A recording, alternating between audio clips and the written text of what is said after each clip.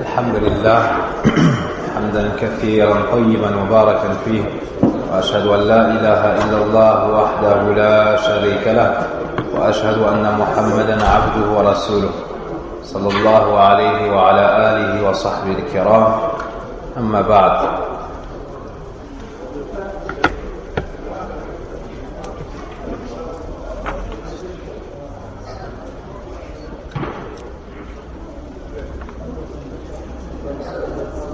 قال العلامة ابن القيم رحمه الله تعالى: ومن أعظم عقوباتها أنها توجب القطيعة بين العبد وبين ربه تبارك وتعالى، وإذا قطعت القطيعة انقطعت عنه أسباب الخير واتصلت بأسباب الشر، فأي فلاح وأي رجاء وأي عيش لمن قطعت عنه أسباب الخير وقطع ما بينه وبين وليه ومولاه الذي لا غنى له عنه طرفة عين ولا بد له منه ولا عوض له عنه، واتصلت بأسباب الشر وصل ما بينه وبين أعداء عدو له فتولاه عدوه وتخلى عنه وليه، فلا تعلم نفس ما في هذا الانقطاع والاتصال من أنواع الآلام وأنواع العذاب.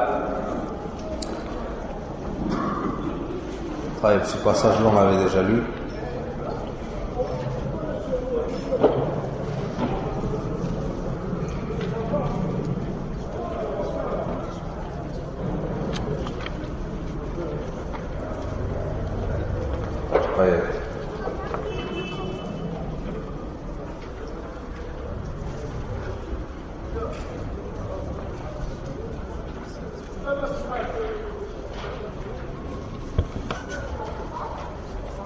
ومن عقوبتها أنها تمحق بركة العمر وبركة الرزق وبركة العلم وبركة العمل وبركة الطاعة.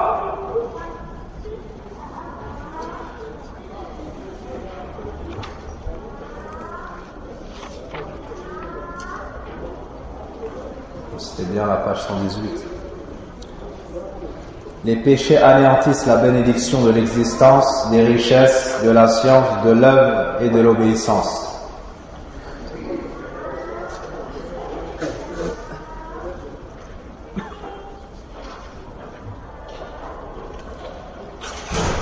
Les péchés, lorsqu'ils viennent se mêler à la vie de la personne, à ses actions, à sa science, ils ont forcément un effet. Quant à la baraka de la science, soit la personne va oublier, soit elle n'arrivera plus à apprendre, soit elle n'arrivera plus à patienter dans les assises de science. Tout cela fait partie du manque de baraka dans l'ilm. Et un des plus grands dangers, un des pires dangers, adamul amali bil ilm, le fait de ne pas mettre en pratique sa science. وبالجملة تمحق بركة الدين والدنيا، فلا تجد أقل بركة من عمر ودينه ودنياه ممن عصى الله، وما محقت البركة من الأرض إلا بمعاصي الخلق. قال الله تعالى: ولو أن أهل القرى آمنوا واتقوا لفتحنا عليهم بركات من السماء والأرض. وقال تعالى: وأن لو استقاموا على الطريقة لأسقيناهم ماء غدقا لنفتنهم فيه. وإن العبد يحرم الرزق بالذنب يصيبه. هذا الحديث أخرجه ابن ماجه وأحمد وضعفه الألباني رحمهم الله. En somme, ils anéantissent la religion et se battent. Ainsi, on ne trouve pas moins de bénédictions dans l'existence, la religion et la vie d'ici-bas que pour celui qui désobéit à Allah. Et la bénédiction n'a été anéantie sur terre qu'en raison des péchés des hommes. Allah nous dit sur la traduction des sens de ce verset de Surat Al-A'raf: si les habitants des cités avaient cru et avaient été pieux, nous leur aurions certainement accordé des bénédictions du ciel et de la terre. Donc ce qui amène la baraka, c'est at-taqwa, c'est la piété, c'est le fait de connaître Allah et de lui obéir, c'est le fait de s'éloigner de sa désobéissance. Le verset suivant: s'ils avaient suivi le droit chemin, nous les aurions abreuvés d'une eau abondante afin de les éprouver. Tout cela pour dire que l'obéissance à Allah Azza wa Jal amène al-baraka. Et sa désobéissance l'enlève. Et le message d'Allah sallallahu alayhi wa sallam a dit: l'homme est privé de richesse en raison d'un péché qu'il commet. C'est une réalité, si ce n'est que ce hadith n'est pas authentique, comme a dit Cheikh Al-Albani rahimahullah. وفي الحديث إن روح القدس نفث في روعي أنه لن تموت نفس حتى تستكمل رزقها فاتقوا الله وأجملوا في الطلب فإنه لا ينال ما عند الله إلا بطاعته وإن الله جعل الروح والفرح في الرضا واليقين وجعل الهم والحزن في الشك والسخط أخرجه الطبراني وصححه الألباني رحمة الله عليهما. Dans le hadith, l'Esprit Saint a insufflé en mon cœur: personne ne meurt avant d'avoir totalement obtenu les subsistances qu'on lui a attribuées. Alors craignez Allah et demandez de la meilleure façon. Car on ne peut obtenir ce qui est auprès d'Allah qu'en lui obéissant. Et c'est Allah qui a établi joie et bonheur dans la satisfaction et la certitude, et souci et tristesse dans le doute et la colère.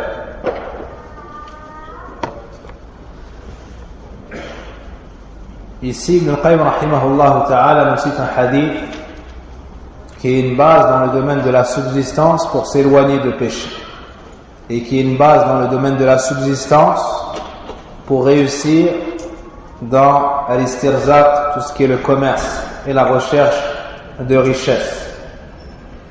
La base à établir, à savoir, à connaître, c'est que personne ne meurt sans avoir complété son risque. La part de subsistance qui a été écrite pour Ibn Adam, il ne meurt pas avant de l'avoir complétée. Donc ça amène quoi? Al-i'timad ala Allah wa at-tawakkul ala Allah wa suluk sabilillah. Qu'est-ce que ça amène? Ça amène le fait de compter que sur Allah, et le fait d'abandonner pleinement son affaire à Allah, et de chercher sa subsistance dans le chemin d'Allah. À partir du moment où on sait que ce qui nous a été inscrit alors qu'on était dans le ventre de nos mères à 4 mois, à 120 jours, cette base-là, cette part-là, personne ne va mourir sans l'avoir. Personne ne va mourir sans l'avoir. Puis le prophète alayhi salatu wassalam nous dit: fattaqullaha wa ajmilu fi talab. Craignez donc Allah en faisant ce qu'il nous a commandé, en délaissant ce qu'il nous a interdit. Donc pour avoir ta subsistance, tu n'as pas besoin de commettre le haram. Tu n'as pas besoin de désobéir à Allah Azza wa Jal, car cette part, elle t'a été inscrite. Tu ne mourras pas avant de l'avoir complétée. Fattaqullaha wa ajmilu fi talab. Craignez donc Allah et cherchez-la d'une belle manière. فَإِنَّهُ لَا يُنَالُ مَا عِنْدَ اللَّهِ إِلَّا بِطَاعَتِهِ. Ça, c'est la deuxième base à savoir pour talab al-rizq. C'est qu'on n'obtient pas ce qui est auprès d'Allah si ce n'est avec son obéissance. Donc celui qui va dans le commerce et la recherche de la subsistance désobéir à Allah à la recherche de la richesse, il s'est égaré dans cette base. La richesse qu'il cherche, elle est auprès de qui? Elle est auprès d'Allah Azza wa Jalla. Et Allah lui a montré le chemin qui le mènera à cette richesse. Lui, il dit non. Et il triche. Il dit non, il pêche, il désobéit à Allah Azza wa Jalla pour avoir plus de richesse. Parce qu'il ignore ou parce qu'il transgresse cette base.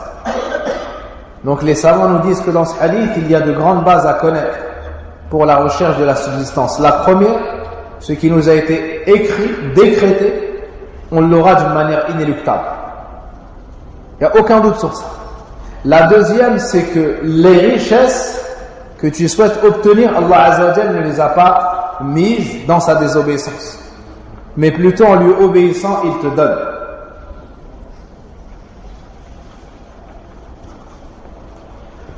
Non.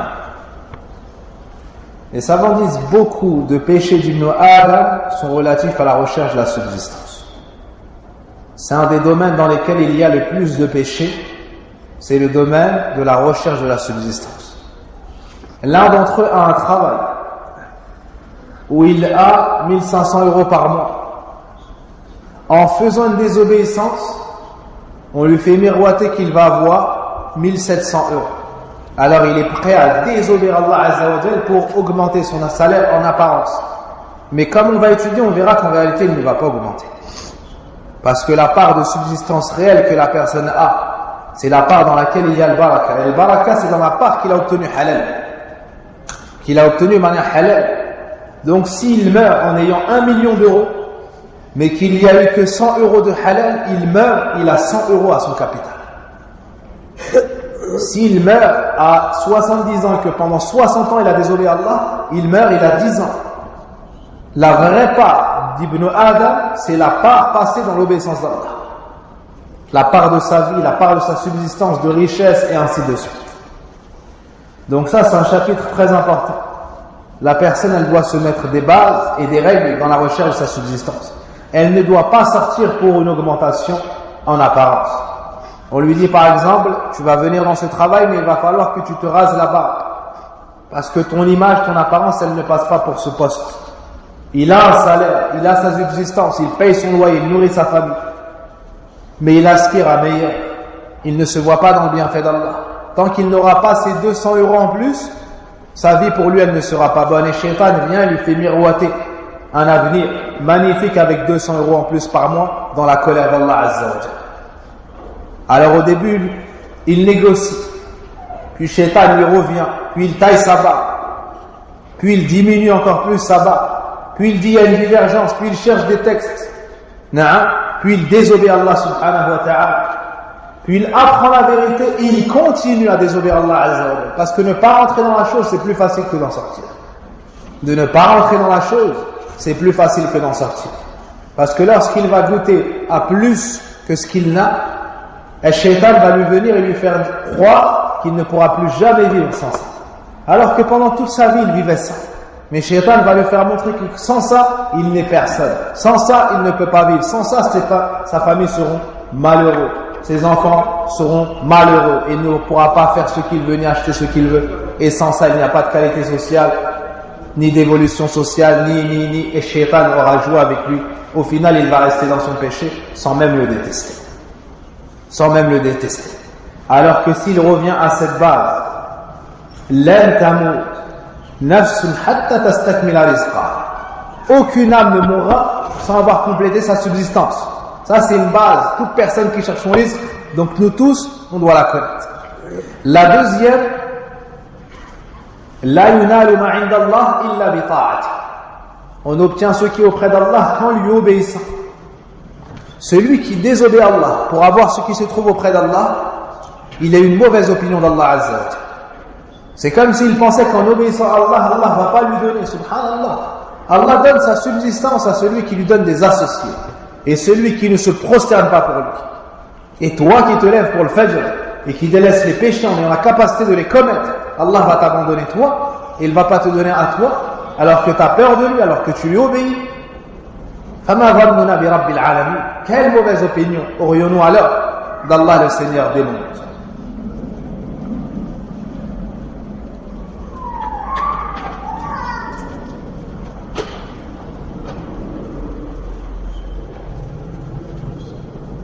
Et il y a un hadith dans le Sharh, Cheikh Abd al-Razzaq Habibullah Ta'ala dit tout le monde doit le connaître, tout le monde doit le retenir.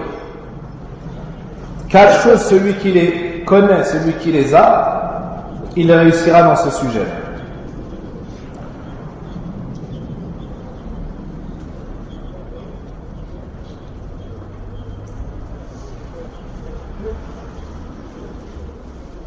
Arba'un, 4 choses.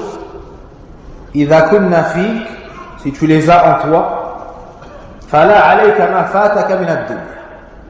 Tu n'auras plus à te soucier de ce que tu auras raté de ce bas monde. 4 choses, celui qui les a, peu importe ce qui lui manquera de la dunya, ce qu'il aura manqué de la dunya. Premièrement, sidqu hadith, la véracité dans les propos. Il dit toujours la vérité. Deuxièmement, hifdhu aman, il préserve le dépôt. trahit pas. Il ne trahit pas. Troisièmement, husnu khaliqa, ni la bonne apparence.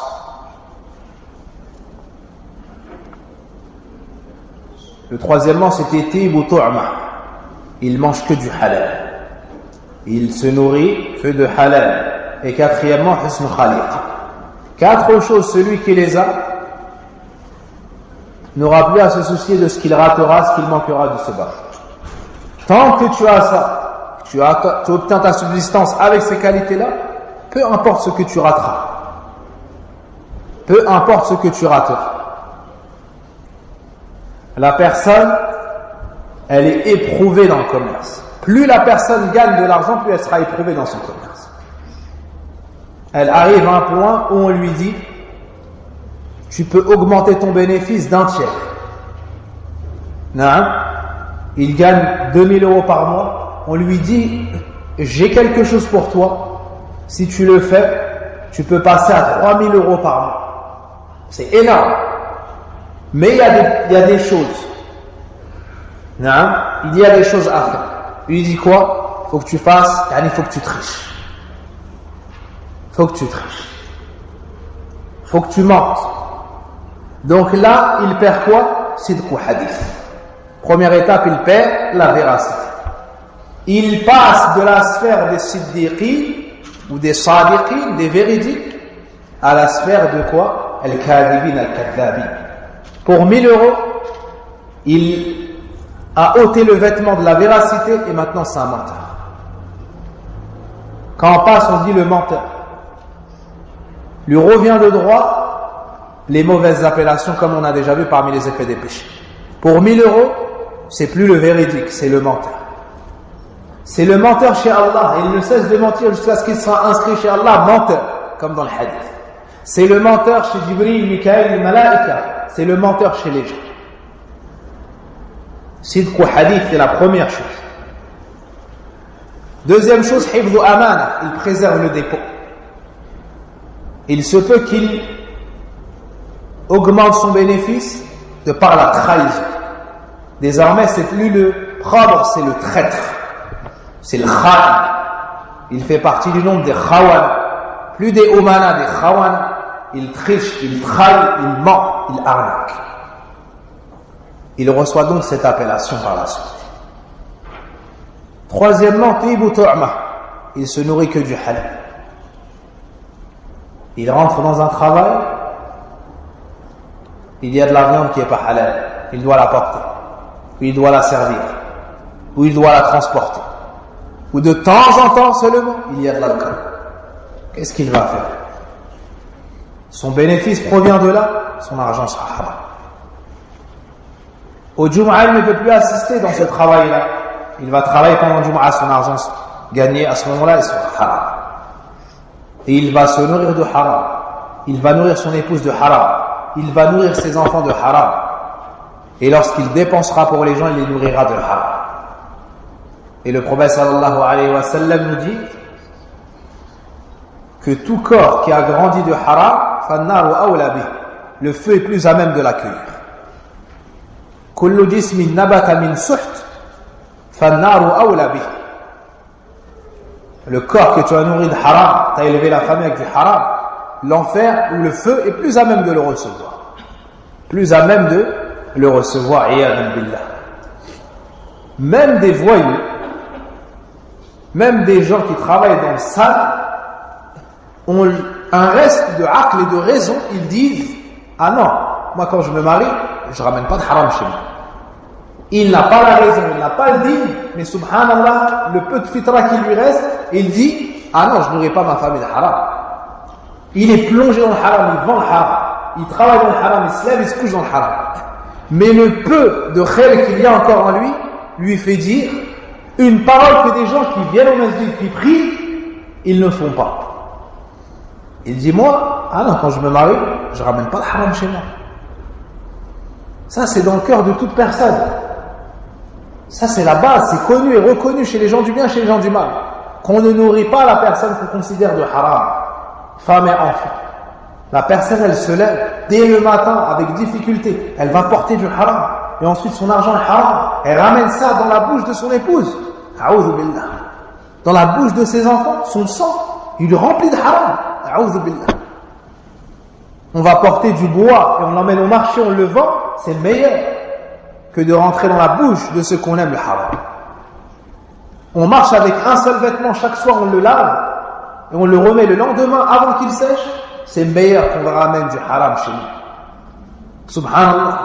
Comment est-ce que l'enfant va grandir depuis tout petit, il voit son père qui sort le matin, qui rentre le soir dans le haram. Et lorsqu'il est à l'école et on demande à chaque enfant, ton père fait quoi, ton père fait quoi, lui il a honte, il n'ose même pas répondre. Il est humilié à cause des péchés de son père. C'est une villa pour le père, puisqu'elle se répercute cette humiliation sur ses enfants. Allah musta'an. Ça c'est une troisième base. Et la quatrième, husn khaliq. Donc on doit craindre Allah Azza wa Jal, et dans tout commerce, on a ces bases-là devant nous entre nos yeux. On nous demande un écart pour avoir plus d'argent. On se pose cette question. Est-ce que on est prêt à recevoir l'appellation de menteur, tricheur, arnaqueur, celui qui remplit son corps de sorte, celui qui donne à manger à sa femme et ses enfants, haram?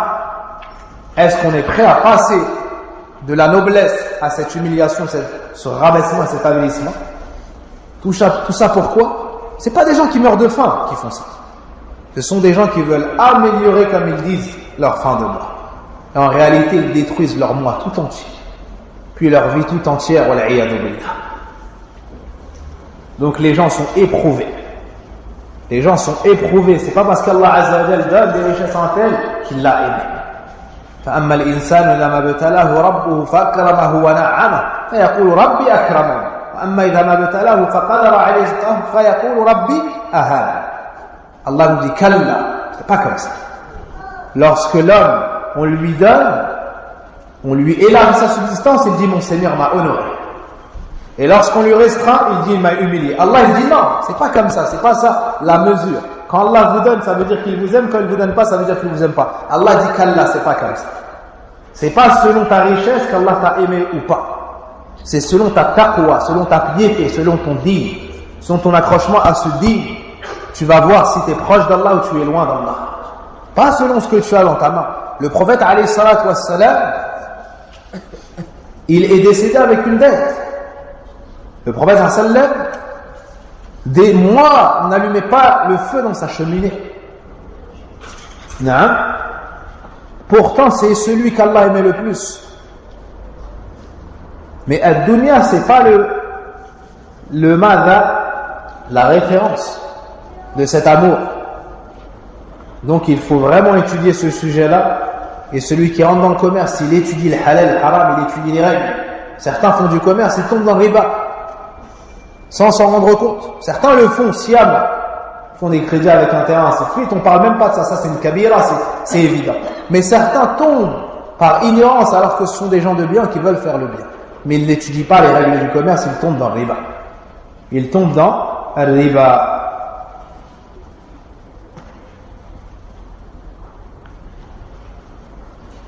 وقد تقدم الأثر الذي ذكره أحمد في كتاب الزهد رحمه الله أنا الله إذا رضيت باركت وليس لبركة منتهى وإذا غضبت لعنت ولعنتي تدرك السامع من الولد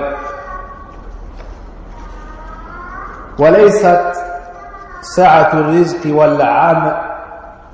والعمل بكثرته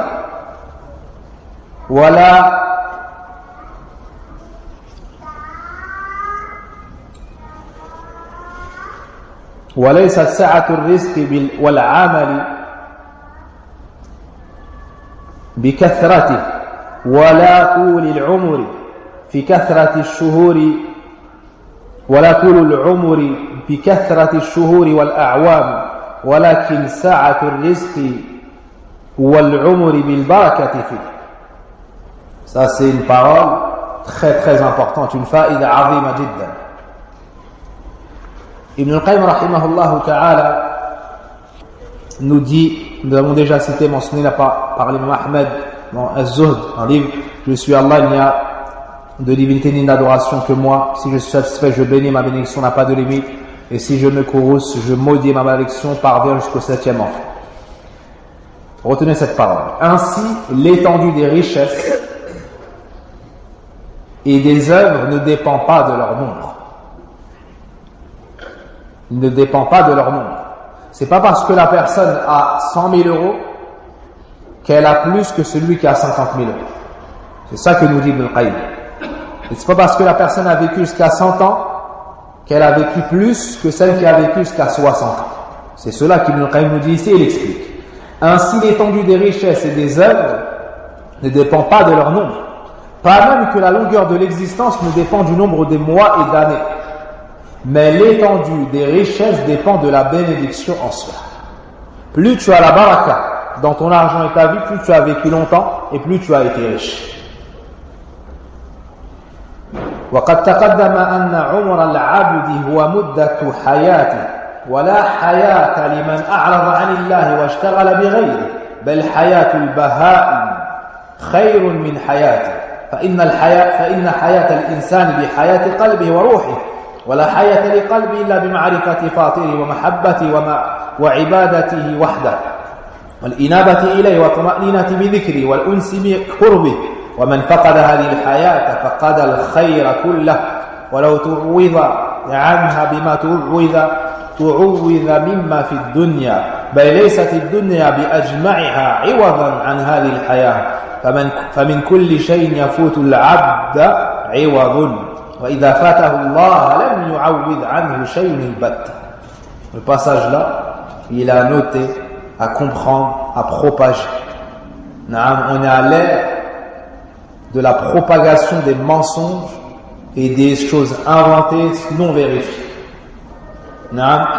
Nous, Ahl Sunnah, Talabat al-Ilm, on n'est plus en droit de propager le khayr, de propager le bien. Ça, c'est ce qui est utile aux gens, de leur faire connaître cela, de leur propager cela. Il a précédé que l'existence de l'homme est en fait la durée de sa vie.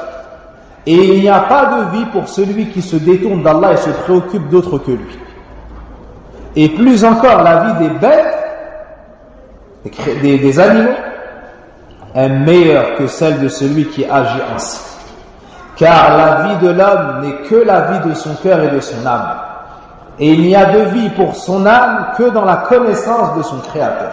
L'amour et l'adoration qui lui sont voués à lui seul. Le retour vers lui, la sérénité dans sa mention, la recherche de sa proximité. Celui qui manque cette vie, manque tout bien. Celui qui manque la vie en étant proche d'Allah, en ayant Allah pour seule divinité digne d'être adorée, en ayant Allah pour le mentionner, en comptant que sur Allah, en plaçant toute sa confiance en Allah. Celui qui manque cette vie dans le tawhid, il manque tout bien. Il manque tout bien, quels que soient les substituts qu'on lui accorde dans ce bas monde. Si on lui donne tout ce bas monde, il aura quand même raté sa vie. Plus encore, ce bas monde dans son ensemble ne peut être un substitut à cette vie. Si on réunit tout ce bas monde et qu'on le donne à la personne qui a perdu Allah et perdu la religion d'Allah, ça ne saurait combler le manque. Car l'homme peut trouver un substitut à toute chose qu'il perd, alors que rien ne remplace Allah s'il le perd. Ça, c'est un passage magnifique. Si on sort du livre qu'avec ce passage-là, on aura réussi, Inch'Allah. De toute chose que tu perds, tu peux la remplacer. Mais si tu perds Allah, rien ne pourra venir le remplacer et la personne aura raté sa vie tout entière. Même si on venait à lui apporter tout ce bas monde avec ce qu'il contient. Puis Ibn Qayyim rahimahullah ta'ala continue et dit وَكَيْفَ يُعَوِّذُ الْفَقِيرُ بِالذَّاتِ عَنِ الْغَنِي بِالذَّاتِ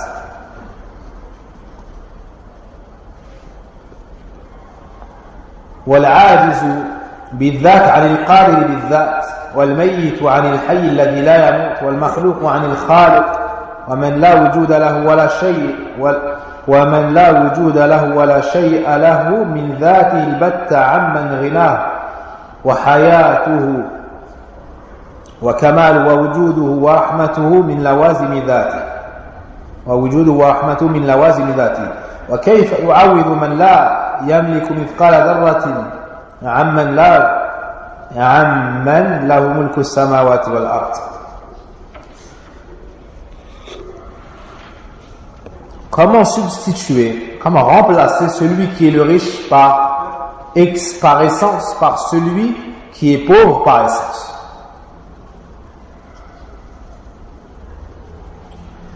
نعم كيف يعوض الفقير بالذات عن الغني بالذات والعاجز بالذات عن القادر بالذات والميت عن الحي الذي لا يموت والمخلوق عن الخالق فمن لا وجود له ولا شيء له من ذاته البتة عمن غناه وحياته وكماله ووجوده ورحمته من لوازم ذاته وكيف يعوض من لا يملك مثقال ذرة عمن له ملك السماوات والأرض.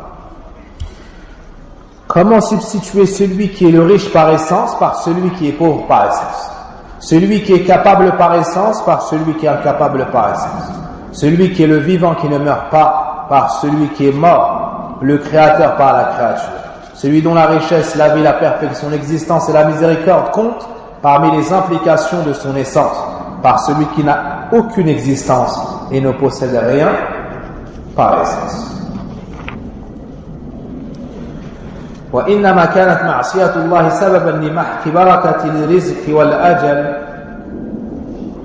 لأن الشيطان موكل بها وبأصحابها فسلطانه عليهم وحوالته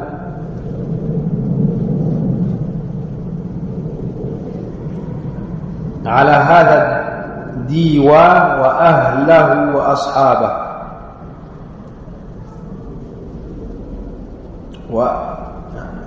وأهله وأصحابه وكل شيء يتصل به الشيطان ويقارنه فبركته ممحوقة ولهذا شرع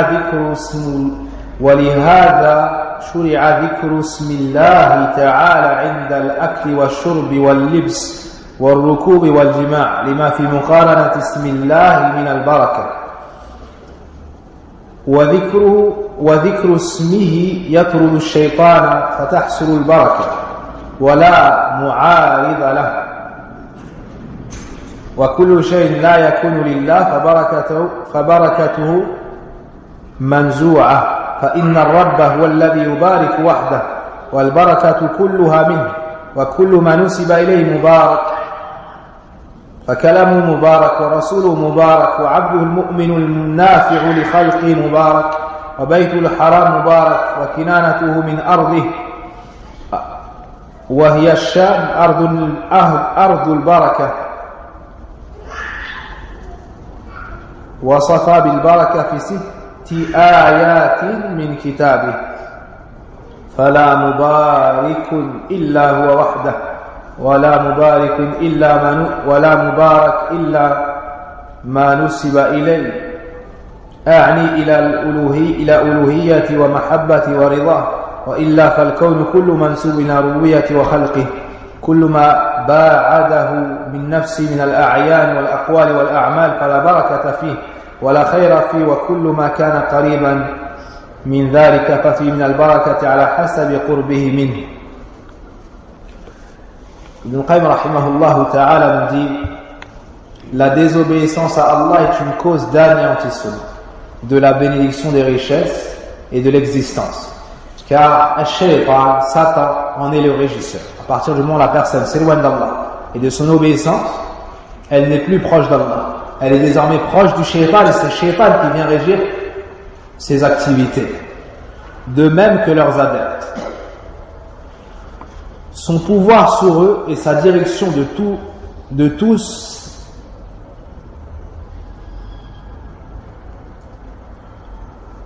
tous les adeptes des péchés ainsi que de toutes choses liées à Satan voit sa bénédiction anéantie.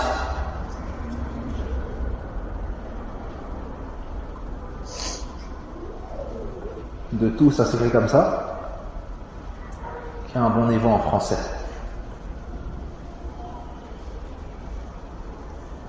Pourquoi c'est pas un T et un S? Les adeptes. Comment? Ça doit être un S. Taïe. Et il y a un frère qui m'avait rappelé une règle lors du cours précédent. Il y a 2 cours, j'avais posé une question. Pourquoi est-ce qu'il y a N? S'il est présent, il nous expliquera.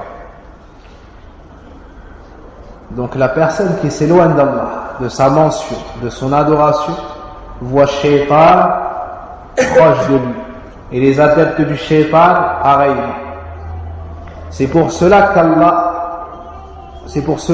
qu'a été légiférée la mention du nom d'Allah au moment de manger, de boire, de s'habiller, d'enfourcher une bête ou d'avoir un rapport charnel.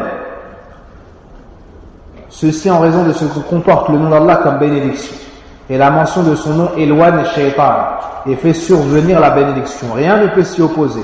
Et toute chose qui n'est pas faite pour Allah est dénuée de bénédiction. Car le Seigneur est seul à bénir. Toute bénédiction émane de lui. Tout ce qui est lié à lui est béni. Sa maison sacrée est bénie. Son carquois sur terre, qu'est le Sham, est une terre bénie. Il l'a décrit par la bénédiction en cet endroit de son livre.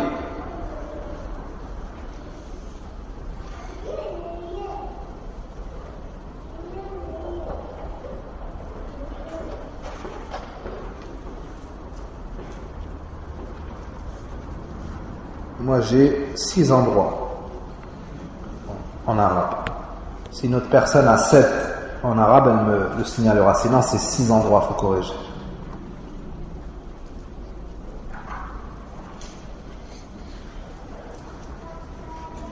Six endroits de son livre. Il est donc le seul à bénir.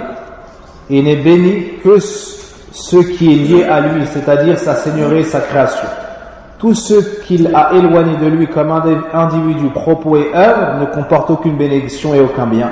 Et tout ce qui est proche de lui comporte la bénédiction en fonction de la proximité vis-à-vis de lui. Donc ça c'est une règle. Plus la personne est dans l'obéissance d'Allah et proche d'Allah, plus elle obtient de la bénédiction d'Allah. Et une grande règle de croyance, c'est que al-baraka min Allah. Ça faut le noter, le savoir. Al-barakatu min Allah. La bénédiction, elle provient d'Allah. Seul Allah est capable de bénir et de rendre une chose bénie. C'est lui qui décide. C'est lui qui décide. Et de rechercher la bénédiction auprès d'un autre qu'Allah. De rechercher la bénédiction auprès d'un autre qu'Allah, comme un arbre, comme une tombe. Et autres, c'est du shirk. C'est du shirk.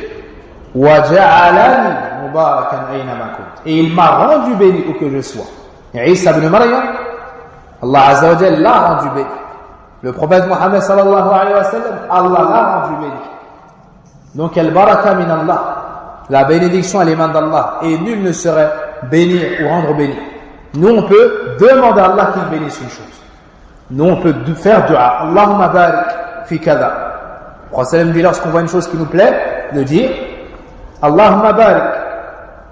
Et une erreur commise chez certaines personnes du Maghreb, c'est qu'au lieu de dire la dua, ils font référence à Allah. Ils disent tabarakallah. Tabarakallah et Allahumma barik ou bien barakallahu fik, c'est différent. Tabarakallah, c'est une éloge à Allah. Barakallahu fik, Allahumma barik, ça c'est une dua. Tu demandes à Allah de le bénir. C'est ce qui est demandé. Quant au fait de dire tabarakallah, ça c'est une éloge qui revient à Allah, c'est pas une invocation, c'est pas une dua. Est-ce que c'est compris? Ça c'est une chose qu'on entend dans de nombreux foyers. Ils pensent que tabarakallah veut dire barakallahu fik. Pas du tout. Barakallahu fik c'est une dua, tu demandes oh Allah, bénis telle chose, telle personne. Tabarakallah, là tu fais l'éloge d'Allah Azza wa Jal. Là tu fais l'éloge d'Allah Azza wa Jal. Donc il faut transmettre cela et corriger cela. Les deux paroles sont bonnes, mais lorsque tu veux dire cela, il ne faut pas dire ceci. Donc plus la personne est proche d'Allah et obéit à Allah, plus Allah Azza wa Jal lui accordera bénédiction dans sa personne, sa vie, son argent et ses biens. Même la personne qui entre chez elle, si elle dit Bismillah, el shaytan dit à ses adeptes, la mabita lakum, vous n'avez pas de lieu de séjour ici. Si lorsqu'elle mange, elle dit Bismillah, il leur dit, vous n'avez pas de nourriture ici. Ainsi, la personne, en mentionnant Allah Azza wa Jal, qu'est-ce qu'il se passe? Elle est proche d'Allah. Son foyer devient béni, sa nourriture devient bénie, ses proches deviennent bénis, et elle exclut le shaitan et sa proximité. Quant à celui qui délaisse la mention d'Allah, c'est lui qui se retrouve proche des shayatin.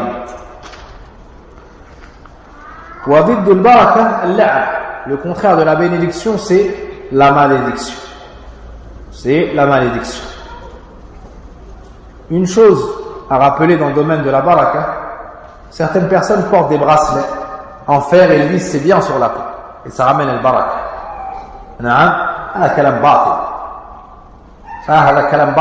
Chez beaucoup d'Africains, qu'est-ce qu'ils font? Ils mettent un bracelet, un gris-gris porte-bonheur.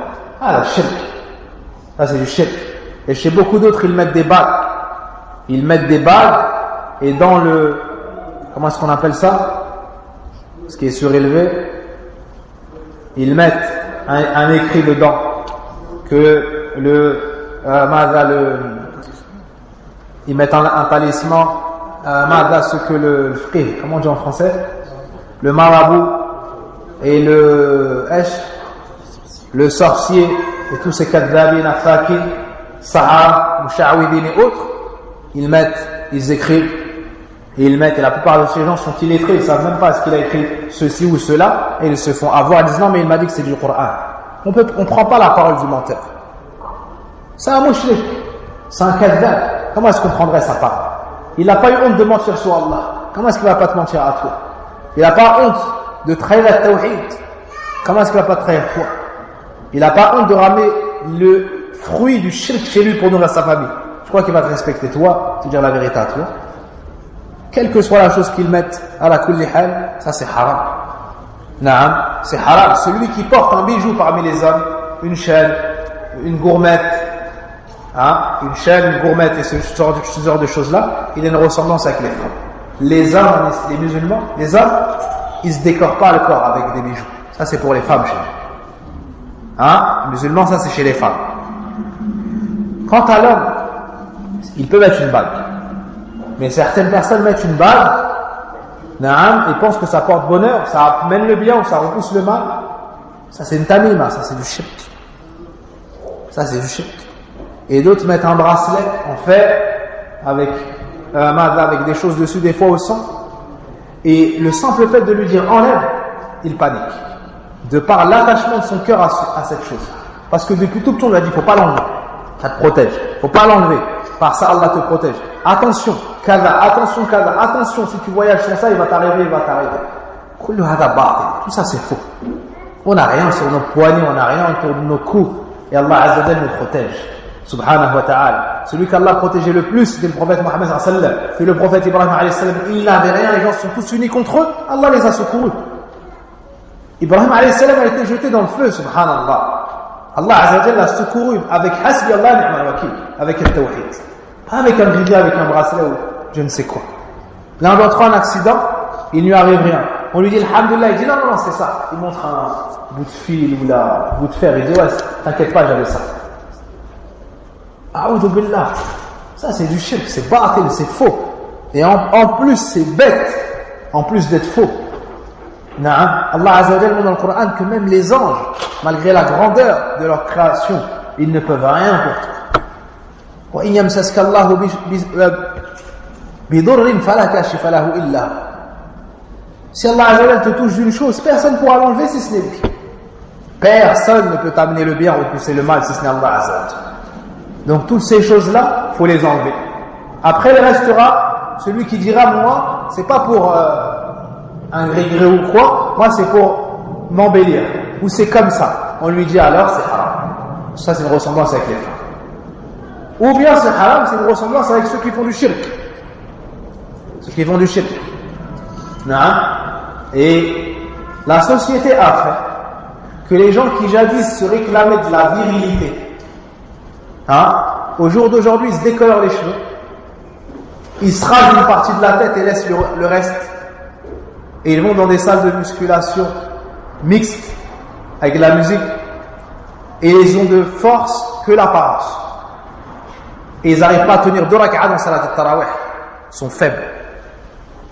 Et ils mettent des vêtements plus serrés que les foussaq, que les gens de la perversion. Et eux, ils prétendent être des hommes forts et virils et ainsi de suite. Subhanallah, les mamans, elles étaient plus fortes qu'eux, ces gens-là. Pas de respect ni pour leur apparence, ni pour leur honneur. Ils ont perdu leur virilité. Et ils ont perdu leur virilité, ils se décorent le corps. Et ils se décorent le corps. Ils s'habillent, on ne peut même plus dire comme qui. Ils se trouent leurs vêtements. Ils se décolorent les cheveux. Et j'en passe. Et on a honte de citer ces choses. Mais c'est pour qu'on fasse attention à nous et aux autres. Et celui qui a été affecté par ça, et qui entend le rappel, qu'il dise Alhamdulillah qu'Allah m'a guidé et m'a fait montrer cet égarement, il se corrige. Il remercie Allah Azza wa Jalla.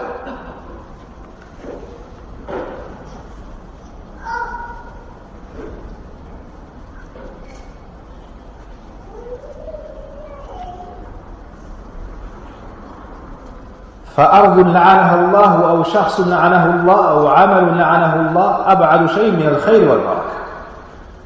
Le contraire de la bénédiction, c'est la malédiction. Une terre qu'Allah a maudit, une personne qu'Allah a maudit, une action qu'Allah a maudit, c'est la chose la plus éloignée du bien et de la bénédiction. وكل ما اتصل بذلك وارتبط به كان منه بسبيل فلا بركة فيه بتة. Et toute chose qui sera annexée ou rattachée dans quelconque chemin, il n'y aura pas de bien ni de bénédiction dans cela. وقد لعن عدوه إبليس وجعله أبعد خلقه منه. Et remarquez qu'Allah Azza wa Jalla a maudit Iblis, son ennemi, et il en a fait celui qui est le plus éloigné parmi ses créatures. وكل ما كان من جهتي فله من نعمة الله بقدر قربه منه واتصاله به. Et tout ce qui sera en rapport avec un shaitan et qui ira dans sa direction recevra une part de malédiction proportionnellement à son lien avec un shaitan qui est maudit. فمنها هنا كان للمعاصي أعظم تأثير في محق بركة العمر والرزق والعلم والعمل. وكل وقت عصيت الله فيه أو مال عصي الله به أو بدن أو جاه أو علم أو عمل فهو على صاحبه ليس له. فليس له من عمري ومالي وقوتي وجاهي وعلمه وعمله إلا ما أطاع الله به. ابن القيم رحمه الله تعالى nous dit, c'est la raison pour laquelle les péchés ont la plus grande conséquence dans l'anéantissement de la bénédiction et de l'existence, des richesses, de la science et des œuvres. Tout temps en lequel on désobéit à Allah, tout bien par lesquels on désobéit à Allah, ou tout corps, prestige, science ou acte est au désavantage de celui qui commet ce péché et non à son avantage. Ainsi, il n'a pour lui, de son existence, ses biens, sa force, son prestige, sa science et ses œuvres, que ce par quoi il a obéi à Allah. Ça, c'est une règle qu'on a compris. La part que nous avons de notre vie, la part que nous avons de nos richesses, de notre force, de nos biens, n'est que la part qui a été dans le halal, obtenue dans le halal, dépensée dans le halal. C'est avec quoi on se rapproche d'Allah. ولهذا فمن الناس من يعيش في هذه الدار 100 سنة أو نحوها ويكون عمره لا يبلغ 10 سنين أو نحوها كمن منهم من يملك القناطير المقنطرة من الذهب والفضة ويكون ماله في الحقيقة لا يبلغ 1000 درهم أو نحوه. وهكذا الجاه والعلم. في الترمذي عنه صلى الله عليه وسلم الدنيا ملعونة ملعون ما فيها إلا ذكر الله وما ولا وعالم أو متعلم.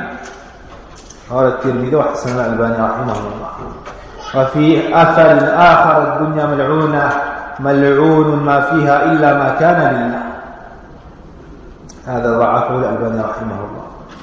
فهذا هو الذي في البركة خاصة والله المستعان عليه التكلان. Donc celui qui est proche d'Allah, Allah bénit sa personne et ce qui s'y rapporte. Celui qui est proche du shaitan, Allah maudit shaitan, et lui et ses biens et ce qu'il fera sera maudit en fonction de son lien qu'il aura avec le shaitan. Et rappelez-vous le verset dans Surat An-Nisa, Inna ibadi, ou plutôt in yad'u min dunihi illa inatha wa yad'una illa shaytanan marida la'anahu. Allah Azza wa Jalla a maudit le shaitan. Et dans l'autre verset, Inna ibadi laysa laka alayhim sultan. Quant à mes serviteurs, tu n'as aucun pouvoir sur eux. Le sultan du shaitan, le pouvoir du shaitan, il est sur ses adeptes, ceux qui s'éloignent d'Allah. Mais lorsque la personne est proche d'Allah, elle évoque Allah, elle obéit à Allah, elle est préservée. Elle est dans une forteresse préservée par Allah Azza wa Jalla.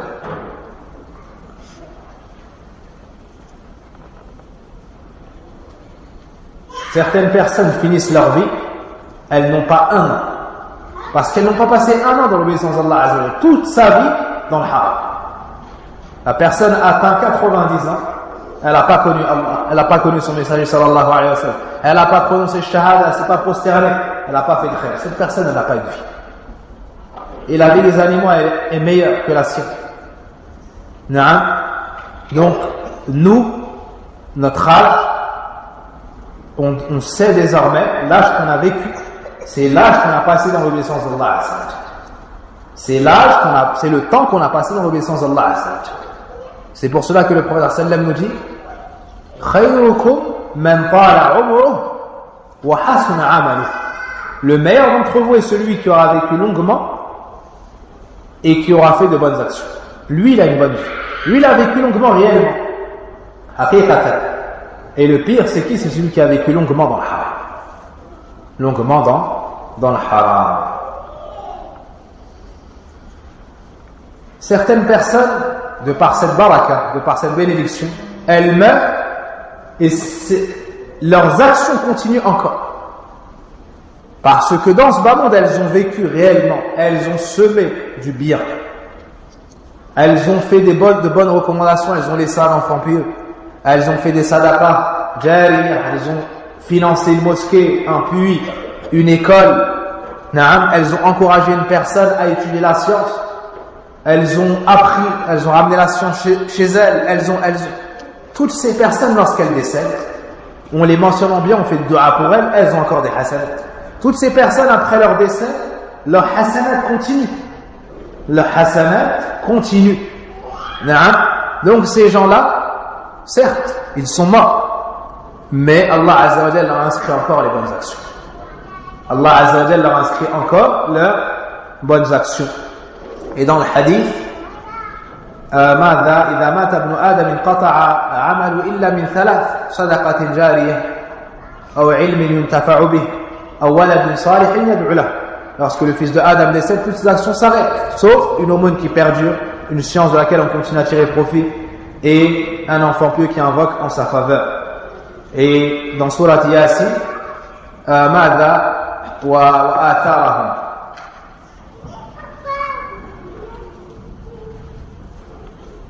Allah Azza wa Jalla nous montre qu'il inscrit aussi leurs effets, c'est-à-dire après leur mort, ceux qui continuent comme action, on leur inscrit cela.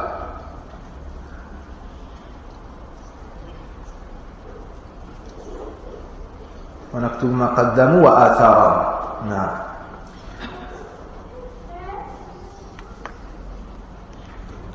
Ainsi, parmi les gens, certains vivent une centaine d'années alors que leur existence réelle ne dépasse pas 10 ans.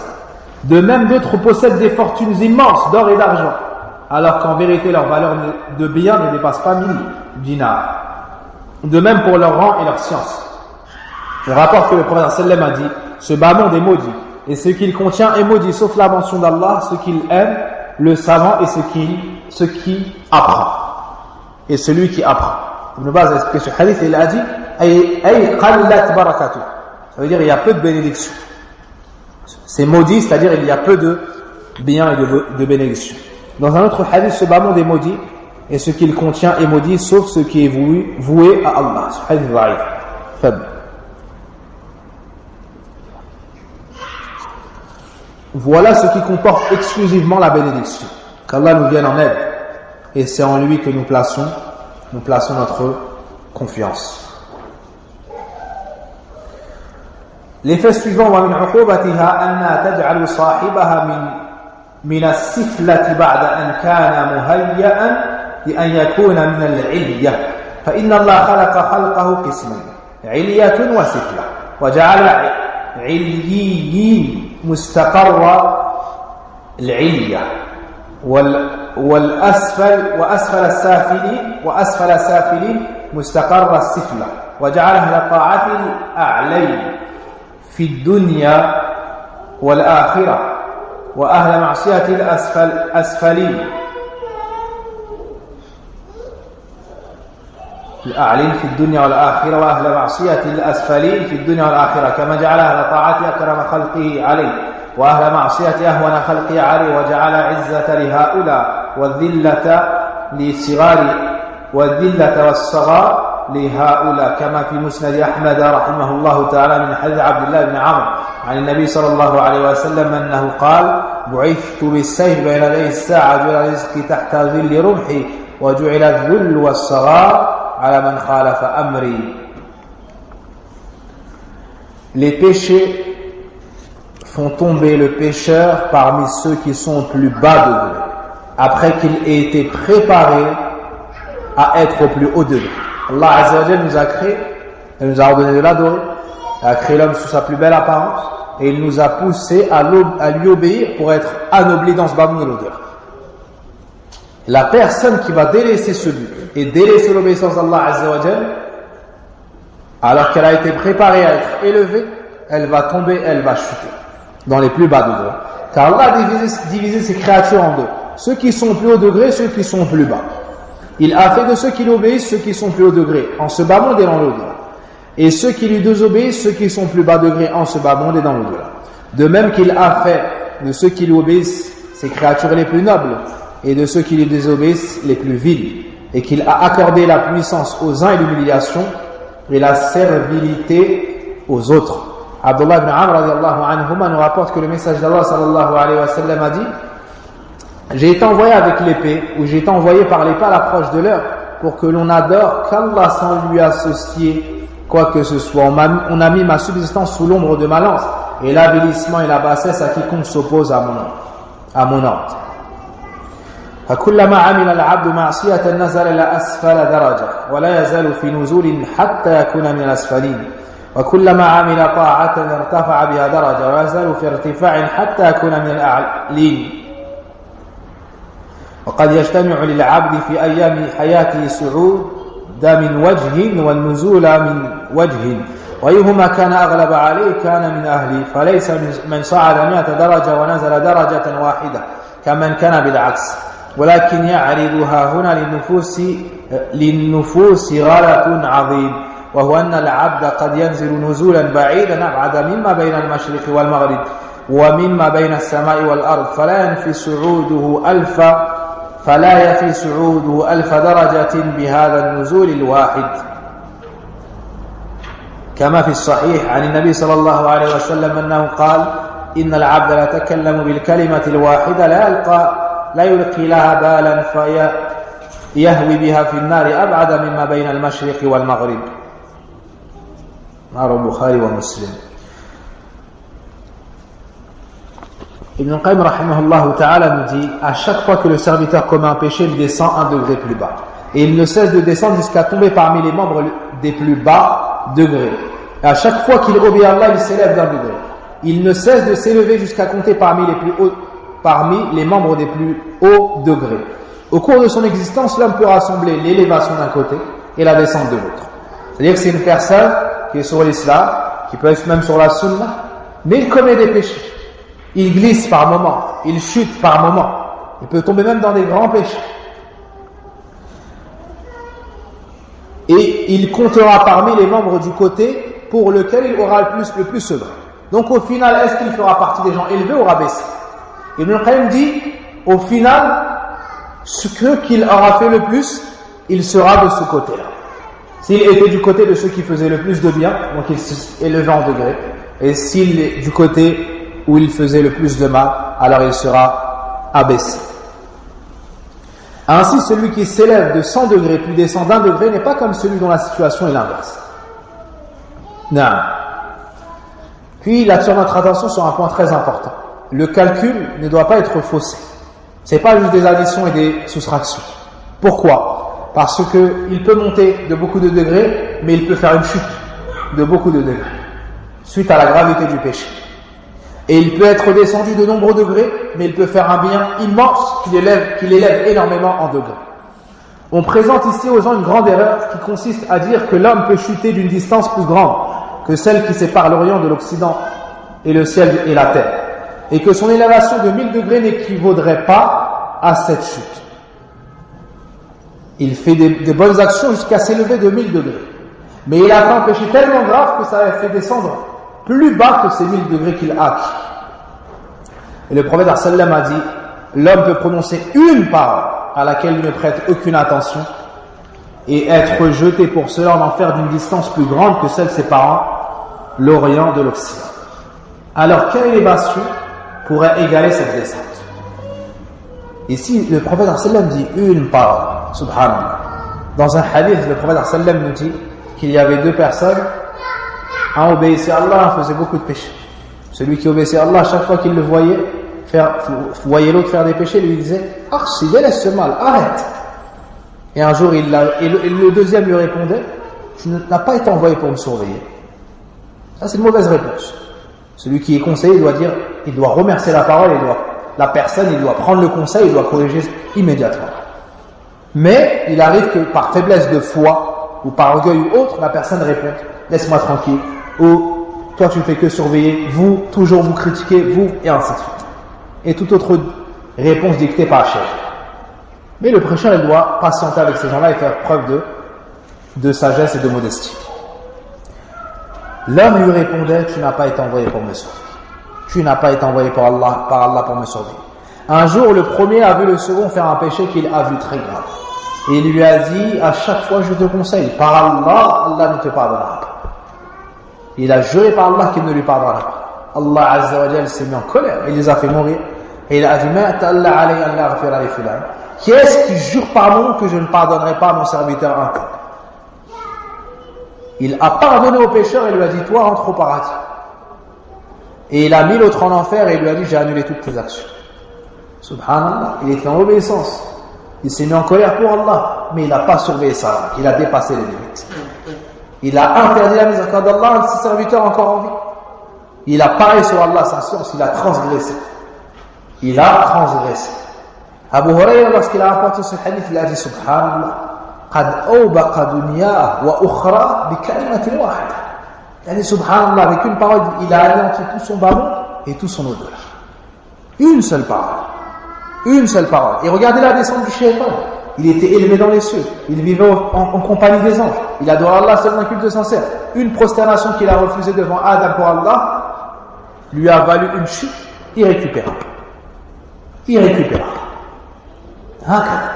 Donc la personne ne doit pas faire des calculs, des additions et des soustractions. Mais la descente, elle peut être très dangereuse. Et la montée, par la suite, peut ne pas égaler cette descente. Peut ne pas égaler cette descente.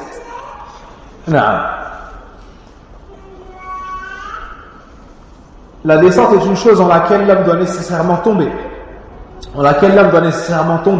Mais il en est dont la descente est due à une insouciance. Et lorsqu'ils s'en réveillent, ils reviennent au degré qui était le leur, ou à un degré plus élevé encore en fonction de leur réveil. Ibn Qayyim ici va montrer que les descentes ne sont pas au même niveau.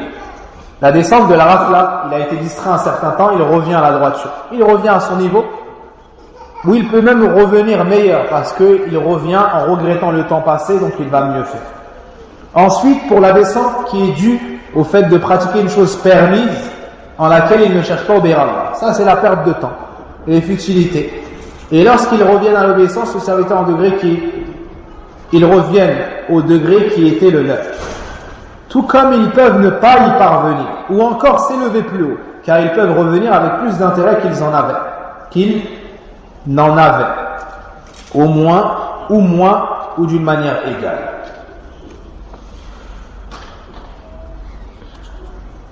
فأي صعود يوازي هذه المنزلة والنزول أمر لازم للإنسان ولكن من الناس من يكون نزوله إلى غفلة فهذا من متى استيقظ من غفلته عاد إلى درجته أو إلى أرفع منها بحسب يقظته ومنهم من يكون نزوله إلى مباح لا ينوي به استعانة على الطاعة فهذا متى رجع إلى الطاعة فقد يعود إلى درجة وقد لا يصل إليها وقد يرتفع عنها فإنه قد يعود أعلى همة مما كان وقد يكون أضعف همة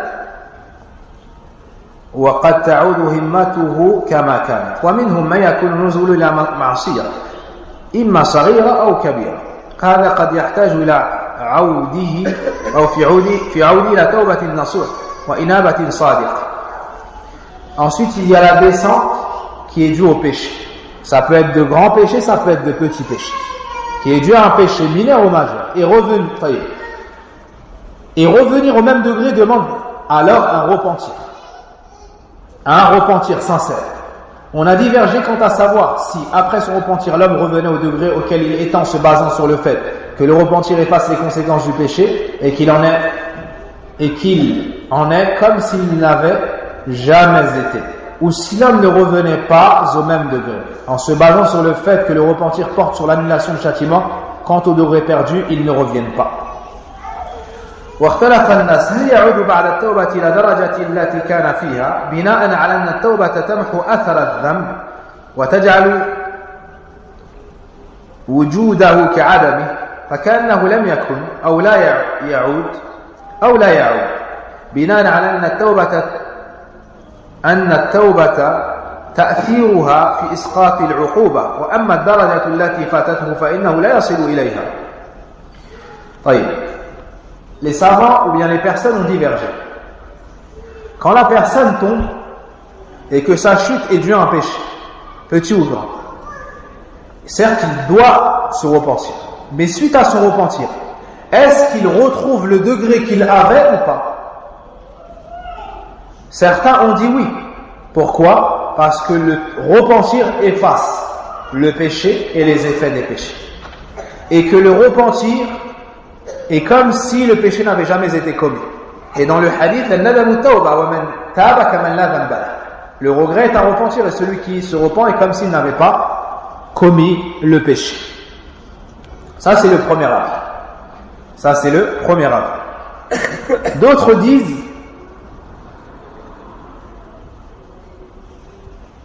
au moment où il a désobéi à Allah, le serviteur s'est détourné d'un autre acte pouvant l'élever et de l'élévation par l'ensemble de ses actes passés à la manière des gains qu'engendre un homme chaque jour de par l'ensemble des biens qu'il possède et plus les biens augmentent, plus le profit augmente. Ainsi au moment de la désobéissance le serviteur a manqué une élévation et un gain de par l'ensemble de ses œuvres et si les œuvres reprennent, l'élévation reprend après une descente alors qu'avant ceci il s'élevait toujours plus haut. Et il existe entre les deux situations un fossé immense. Ibn al-Qayyim dit, il y a le premier avis de dire il reprend au même niveau. Le deuxième avis est de dire non, il reprend plus bas. À l'image de celui qui a un commerce. Il fait du commerce, il commerce, il vend, il achète, il monte. Mais le moment où il arrête son commerce et il passe à autre chose, lorsqu'il revient à son commerce, il ne reprend pas au même chiffre. Il y a une descente.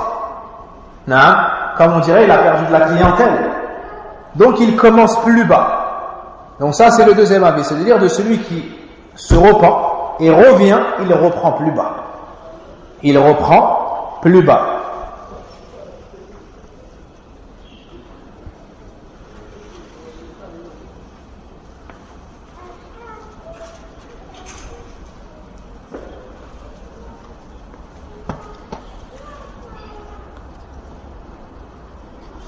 وتقر ذلك أنه كان مستعدا للاشتغال بالطاعة في الزمن الذي عصى فيه لصعود آخر وارتقاء تحمله أعماله السالفة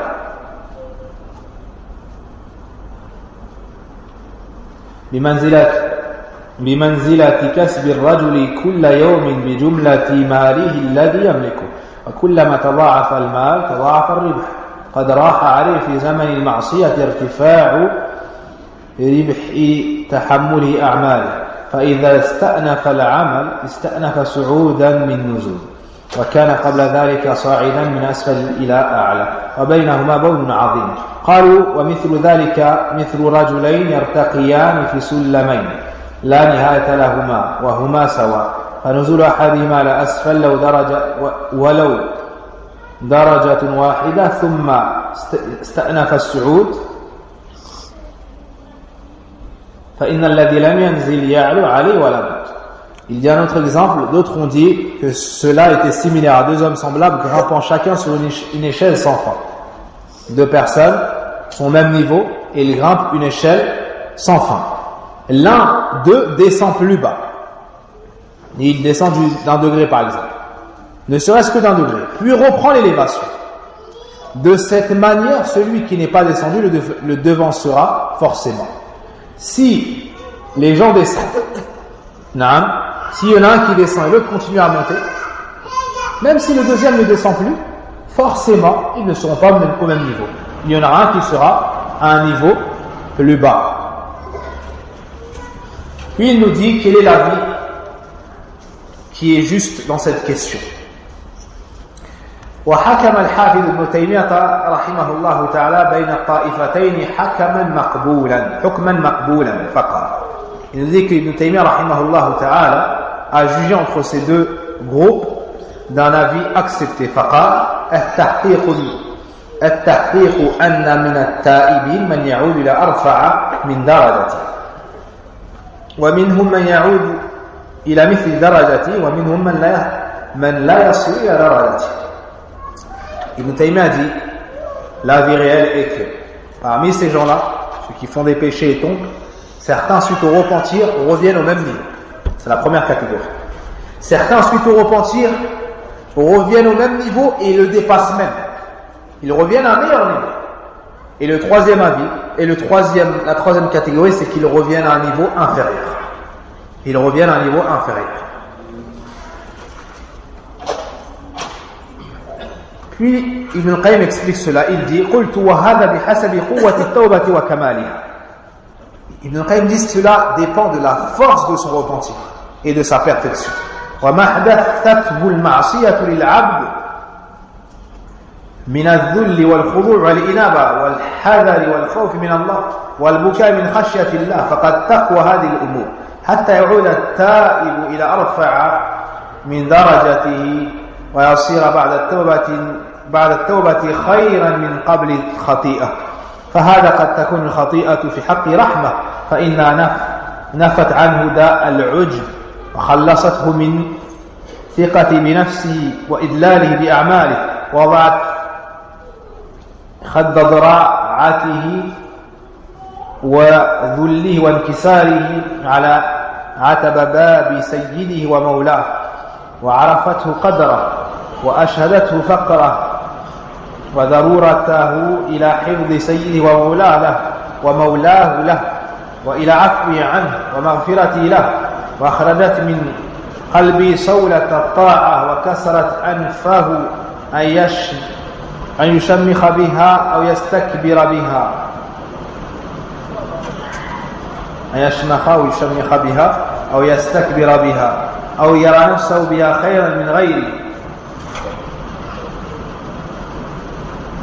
وأوقفته بين يدي ربه موقف الخطائين المذنبين ناكس الرأس بين يدي ربه مستحيا منه خائفا وجلا محتقرا لطاعة مستعظما لمعصيته قد عرف نفسه بالنقص والذنب وربه متفرد بالكمال والحمد والوفاء. C'est un passage semblable à un passage du début du livre Al-Wabil al-Sayyib d'Ibn Qayyim rahimahullah ta'ala lorsqu'il parle du péché commis qui est une miséricorde pour certaines personnes suite à leur repentir et leur état. Lisez-le, il est très bénéfique.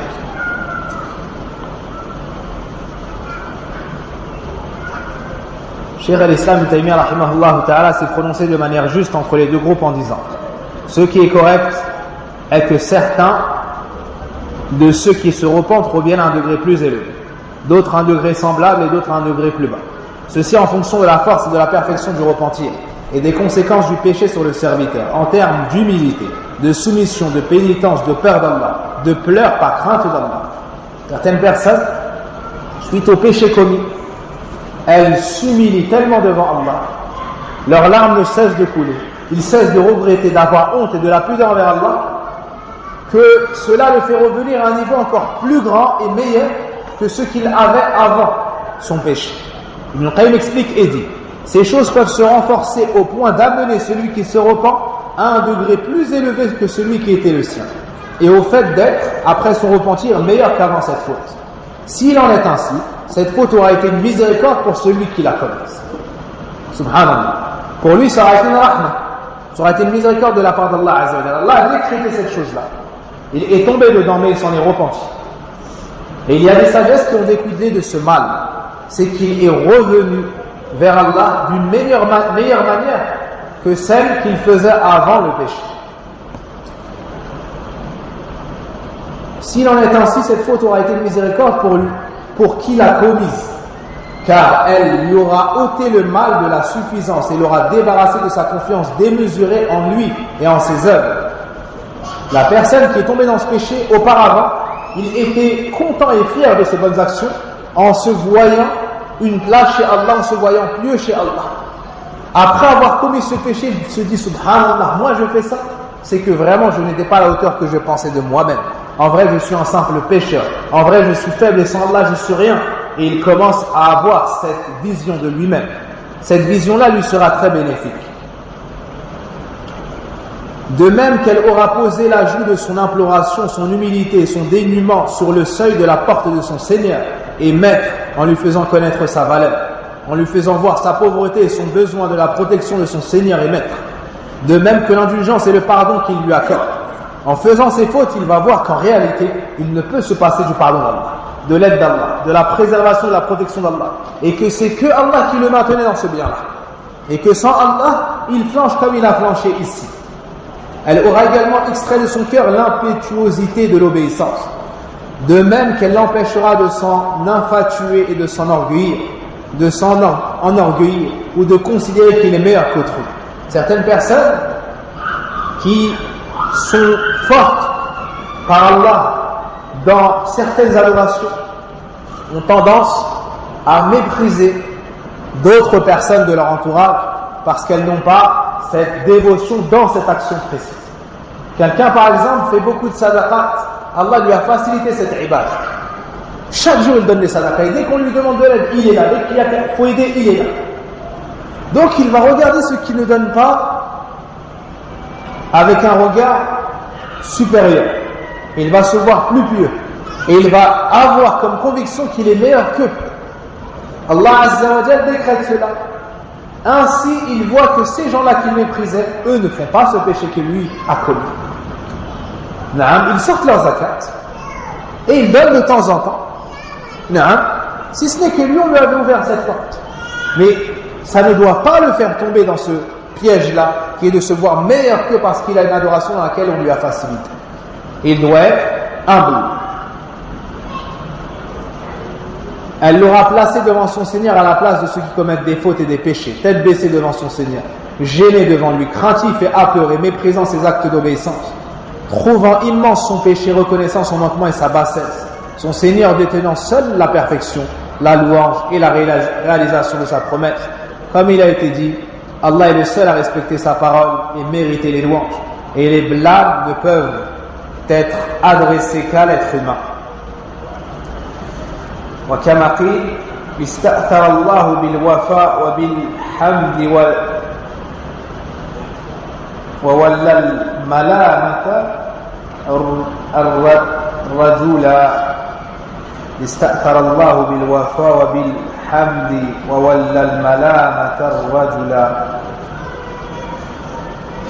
Ça c'est un point très important. C'est la leçon reçue par le serviteur lors du péché, alors qu'il était sur la piété. Mais cette piété-là, elle n'était pas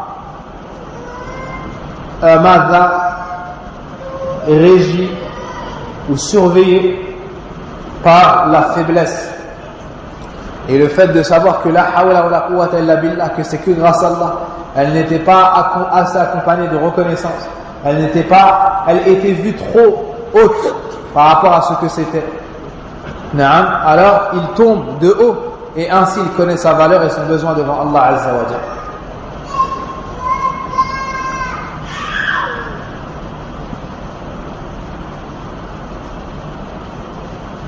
Ainsi, il considère pour tout bienfait qui lui provient d'Allah qu'il est trop important pour lui, ne le mérite pas et n'en est pas digne. Et pour tout fléau ou malheur qui le frappe, il considère qu'il le mérite, voire plus que cela, que son maître a été bon envers lui, en ne le châtiant pas à mesure de son méfait, ni même de la moitié ou de la plus infime partie de celui-ci. Ça l'a tellement recadré que par la suite, lorsqu'il reçoit un bienfait, il dit « je ne le mérite pas ». Et quand il reçoit une épreuve, il dit « je la mérite » et il remercie même Allah de l'épreuve parce qu'il sait qu'il mérite pire que cela, ou plus que cela plutôt, du fait qu'il a bien plus de péchés. Ainsi, le relatif vise ceux qui le touchent.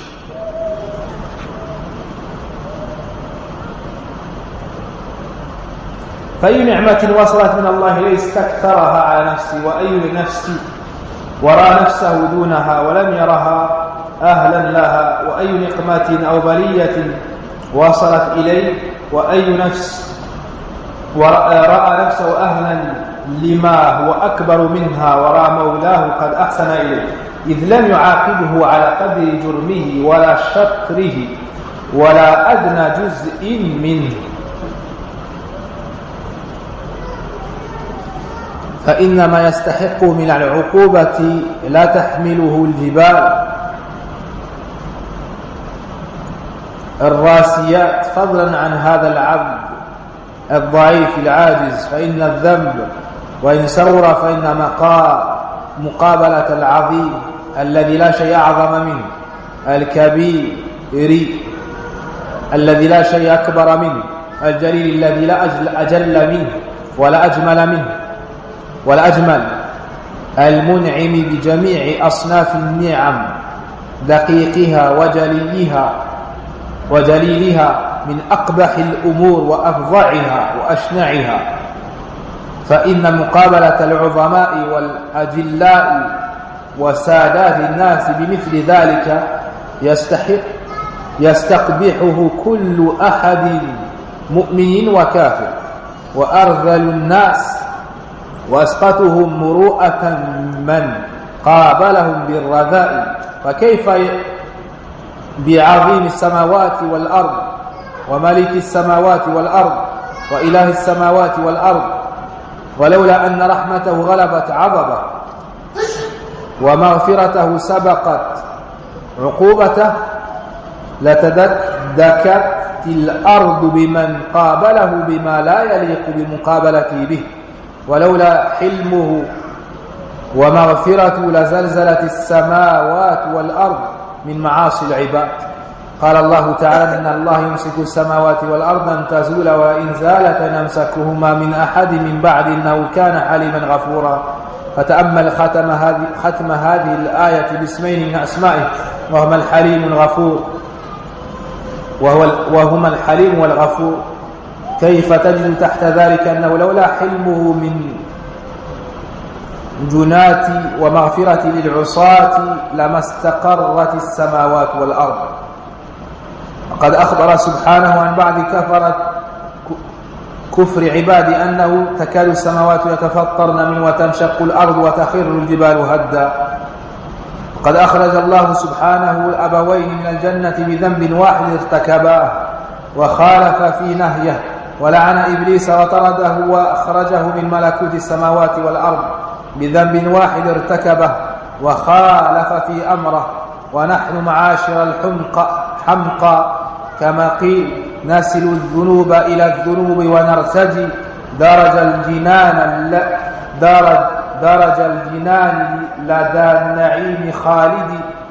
لدى النعيم الخالد ولقد علمنا أخرج الأبوين من ملكوته الأعلى بذنب واحد. Ainsi, il considère le fait de commettre un péché, car ce qu'il mérite comme châtiment ne peut être supporté pas même par les montagnes fermement ancrées.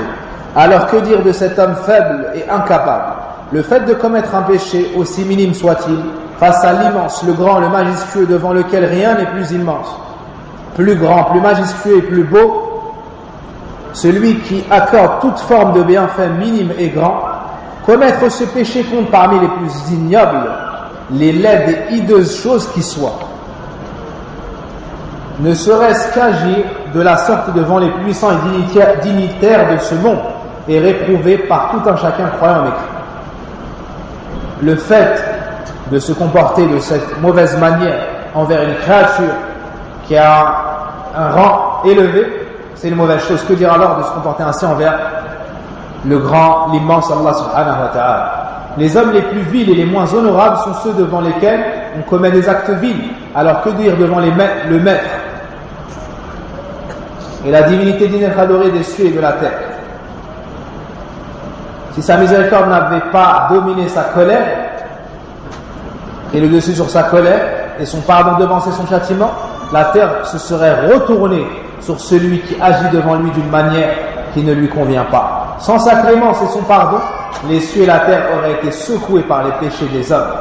Comme dans le verset de Surat Fatir, selon la traduction et puis de Surat Maryam, Allah retient les cieux et la terre pour qu'ils ne s'affaissent pas. Et s'il s'affaissait, nul autre après lui ne pourrait les retenir. Il est certes clément et pardonneur. Médite sur la conclusion de ce verset par ces deux noms, que sont Al-Halim et Al-Ghafour, le clément et le pardonneur. Comment tu constates sous cela que sans sa clémence vis-à-vis des criminels et son pardon envers les pécheurs, les cieux et la terre ne se maintiendraient pas. Allah subhanahu wa ta'ala a mentionné une mécréance de ses serviteurs et a dit: peu s'en faut qu'à ces mots les cieux ne se déchirent, que la terre ne se fende et que les montagnes ne s'écroulent. Allah a expulsé les deux parents, Adam et Hawa, du paradis en raison d'un seul péché commis, s'opposant ainsi à son interdiction. Il a maudit Iblis et expulsé de son royaume des cieux, il l'a expulsé du royaume des cieux et de la terre pour un seul péché commis, s'opposant ainsi à son ordre. Et nous, les idiots, nous sommes, comme il a été dit, nous faisons suivre les péchés par un autre et nous espérons atteindre les jardins des délices éternels, alors que nous savons que les deux parents ont été expulsés de leur plus haut degré pour un seul péché. والمقصود أن العبد قد يكون بعد التوبة خيرا مما كان قبل الخطيئة وأرفع درجة، وقد تضعف الخطيئة صحته وتوهن عزمه وتمرض قلبه، فلا يقوى دواء التوبة على إعادة إلى صحته الأولى، فلا يعود إلى درجته، وقد يزول المرض بحيث تعود الصحة كما كانت يعود إلى مثل عمله ويعود إلى درجته، وهكذا كل إذا كان النزول إلى معصية. إن كان النزول إلى أمر يقدح بأصل إيمانه مثل الشكوك والريب والنفاق، فذاك نزول لا يرجى لصاحب السعود إلا بتجديد إسلامه من رأسه. De même, ou plutôt, en somme, après le repentir, l'homme peut être meilleur qu'il ne l'était avant sa faute et occuper un degré plus élevé. Cette faute peut également affaiblir son attention, faire faillir sa détermination et rendre son cœur malade, si bien que le remède du repentir ne peut le faire revenir à la santé qui était la sienne, si bien qu'il ne revient pas au rang qu'il occupait. De même, la maladie peut disparaître et la santé revenir telle qu'elle était, si bien qu'il revienne aux œuvres et aux degrés qui étaient les siens.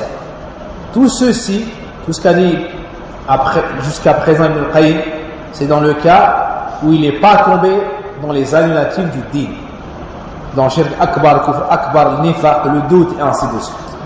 Tout ceci, si sa descente est due à un péché, mais si elle est due à une chose qui touche un fondement de sa foi, comme les doutes, les soupçons et l'hypocrisie, c'est là une descente dont on ne peut espérer une élévation pour qui s'en voit atteint que par le renouvellement total de son islam.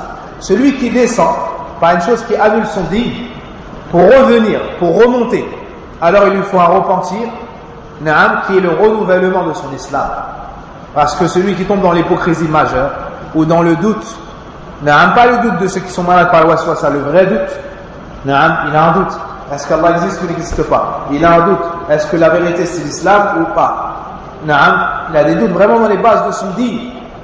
Peut-être que tout cela, il faut que les anges n'existent pas, qu'Allah, ça c'est du doute qui vient toucher au fondement de sa religion. Là, il a besoin de renouveler carrément son islam. هذا وصلى اللهم وبارك على نبينا محمد وعلى آله وصحبه أجمعين. وأسأل الله سبحانه وتعالى بأسماء الحسنى وصفاته العلى أن يغفر لنا ذنوبنا ويكفر عنا سيئاتنا وتوفنا مع الأبرار. اللهم يا حي يا قيوم برحمتك نستغيث اصلح شأننا كله ولا تكلنا إلى أنفسنا طرفة عين. ربنا آتنا في الدنيا حسنة وفي الآخرة حسنة وقنا عذاب النار. اللهم اغفر لنا ولوالدينا اللهم اغفر لنا ولوالدينا. اللهم ارزقنا أنت خير الرازقين. اللهم ارزقنا أنت خير الرازقين برزق الأبدان وبرزق القلوب يا رب العالمين. سبحانك اللهم وبحمدك أشهد أن لا إله إلا أنت أستغفرك وأتوب إليك والحمد لله رب العالمين.